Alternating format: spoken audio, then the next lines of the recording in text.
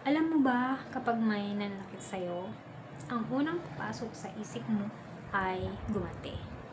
Pero alam mo, sa tuwing gumaganti ka, mas lalo mong sinasaktan ang sarili mo.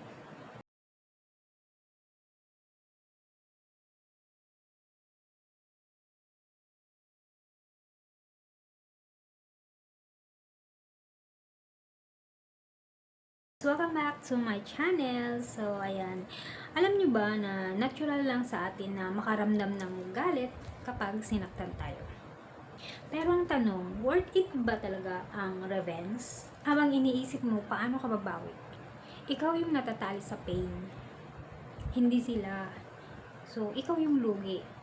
Kapag pinili mong huwag mag-revenge, hindi ibig sabihin mahina ka. Ibig sabihin, mas matalino ka. At tandaan, ang tunay na best revenge ay ipakita mo na kaya mong bumangon, maging masaya, at maging successful kahit iniwan at sinaktan ka. Always remember this, guys. The best revenge is no revenge.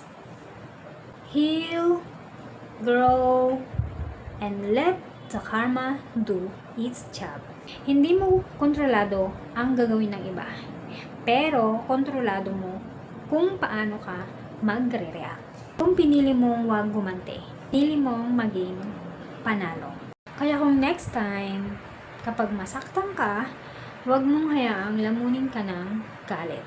Mas fulfilling na makita ka na kahit iniwan, trinidor, o sinaktan ka, ikaw pa rin yung masaya at magtagumpay sa huli.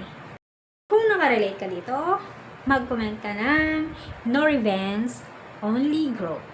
At syempre, huwag kalimutang mag-like, share, and subscribe para sa susunod na hugot at life lesson. Kita-kits ulit. Bye-bye. Thank you for watching.